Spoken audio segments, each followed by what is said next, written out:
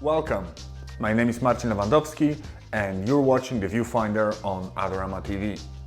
In this episode, I would like to take you for a short desktop safari using macro photography as our travel pod.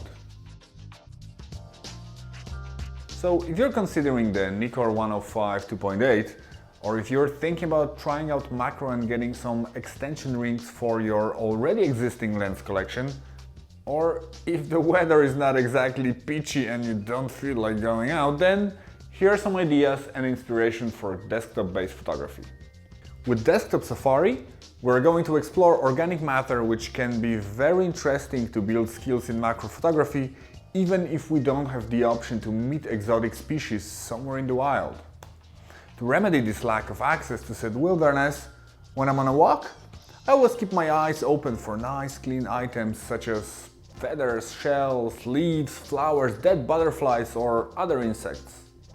These might not only be useful as props for other photographs, but can become subjects for a macro study in themselves. Even a simple feather can be approached from many different perspectives.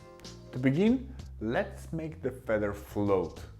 In my experience, I find that the simplest resolution to make things hover in the air is to use the power of my mind. But sewing thread does the job just fine. It is strong, thin, and it takes only a few minutes to remove in post-production using Lightroom or Photoshop.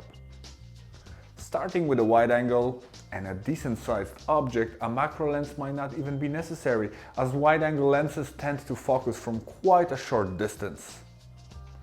So even by sticking to natural light, we can take drastically different photographs. Starting with a dreamy white on white and negative like a shot on a black background.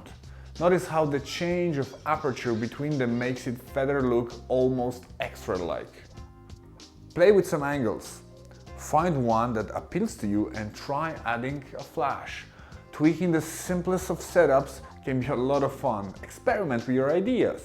When we move from levitation to a more steady tabletop, the choice of surfaces and backgrounds opens so many possibilities that it's almost mind-boggling.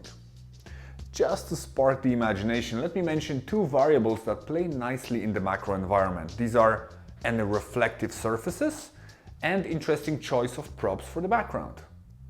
So today I'm playing with a new polished black marble cutting board that we can make either black or white depending on the angle. For the background, I like using various smartly placed objects. Use a variety of shapes and colors to get interesting bokeh. Personally, I find that sequins deliver on this tremendously well. You can naturally combine a number of different surfaces, backgrounds and objects for more variety, like this tiny feather on a piece of skin shed by an iguana.